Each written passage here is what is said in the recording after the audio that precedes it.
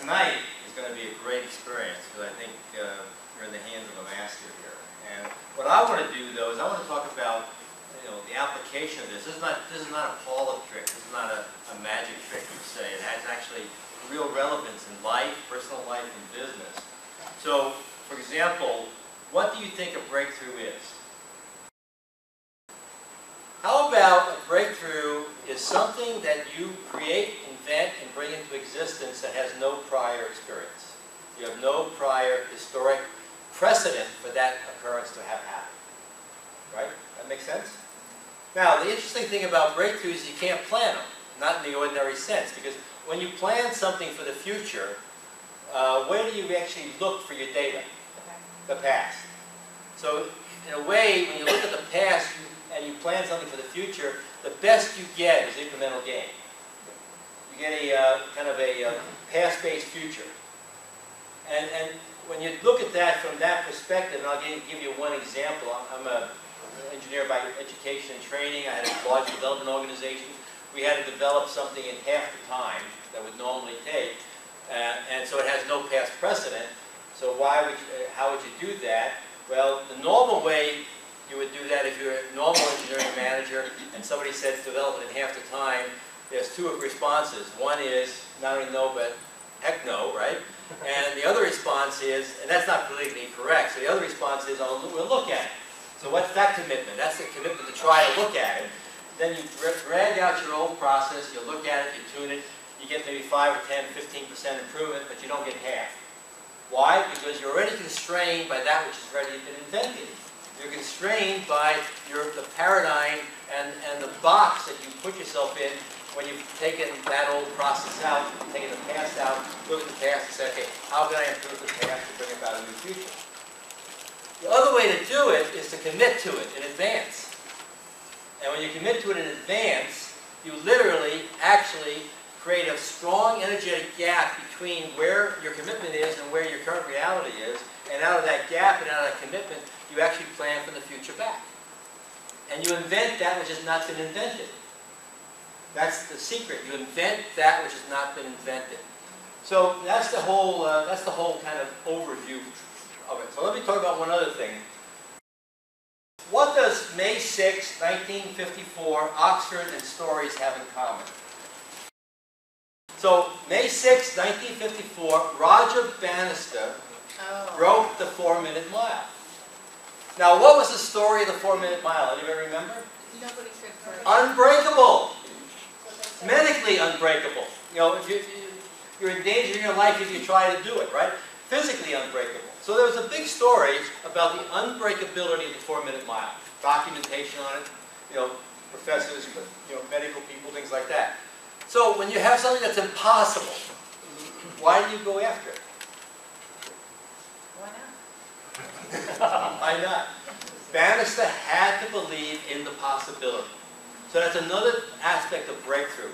When we committed to a development in half the time, all I had to believe in is that if there was a solution, we have enough time to actually invent it, create it. All you have to do is believe in the possibility of it.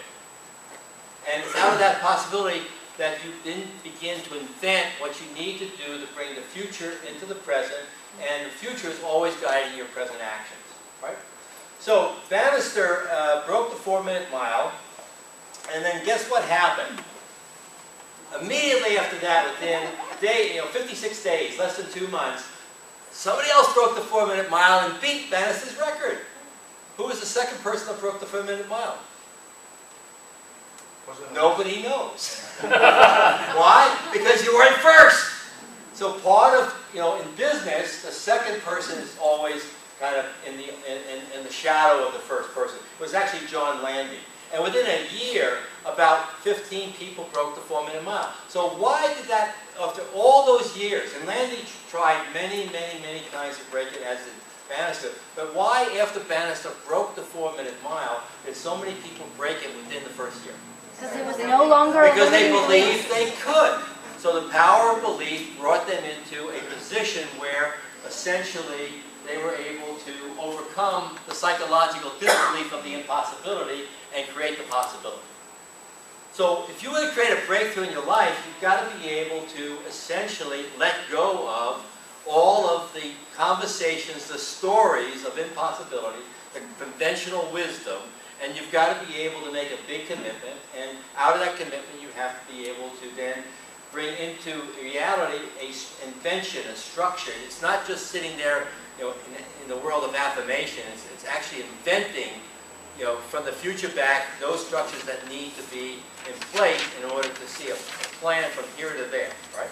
Now, the second thing about breakthrough is interesting, and this is why people have a hard time with doing it. It creates a big breakdown. So what's the big breakdown you have when you create a breakthrough? More importantly, I don't know how to do it. Nobody's done it because it has no past precedent. So in order to create a breakthrough, think about this. In order to create a breakthrough, you have to be willing to create a big breakdown. Actually, the bigger the breakdown, the bigger the possibility for a breakthrough. So IBM did this in spades, and they documented it in a report in 1985. Products in half the time and half the cost. And people were not burning out. What they did was what happened was, by that commitment of a breakthrough, they invented things they had never done before, and out of that invention they were able to have those kinds of productivity gains. You can do the same thing in your life, you can do the same thing in your business. But the point is, you've got to be willing to face that first breakdown, and then the second point is, along the way, you're going to hit bumps in the road. So when you hit a bump in the road, that's called a breakdown also, isn't it? The first breakdown is you don't know how to do it, so you have to invent it. So you keep in the world of possibilities. By the way, I have a model here that at the end of the session you can take with you that'll kind of articulate this, or something you can remember. So you have to create possibility, you have to invent possibility, you have to decide which possibilities are real opportunities, and then you have to act on those opportunities. And then the next breakdown, the first thing you have to do is what? The very next breakdown. They have a plan, you're going perfectly well, and all of a sudden you hit a bump in the road, right? With just an obstacle. What's the next thing you have to do? Remember your intention? You have to remember your intention. Another way to say that, you have to first, before anything else, recommit to the breakthrough that you committed to in the first place. You have to recommit to that breakthrough at that moment in time, and out of that commitment, you create and you bring out the best of you and the best of your people in a business setting to invent those solutions which have the breakthrough happen. So in this development, for example, we invented 3 or 4 things that would never have gotten invented, in my opinion. We don't know that for true, because we weren't constrained by the past, and we were committed to the future. So that's another thing that you really have to get down to. So now, how many people came here believing they can bend spoons tonight?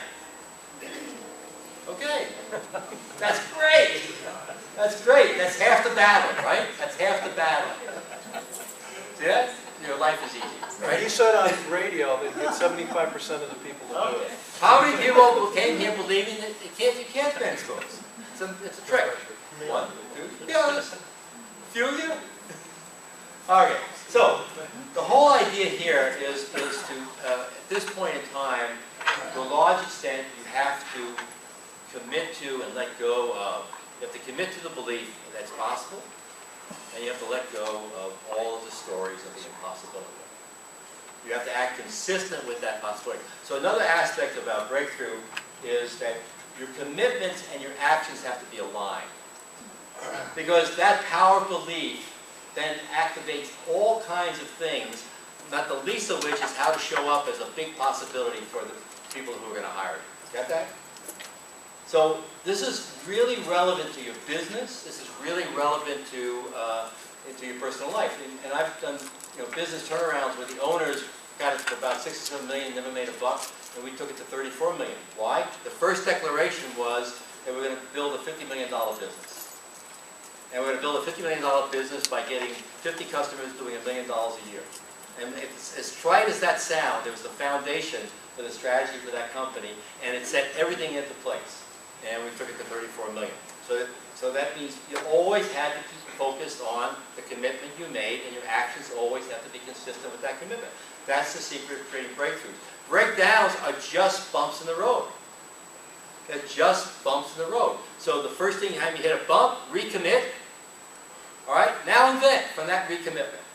Once you start doubting your commitment, it takes all of the creative energy, all of the innovation out of your system. Is that fair?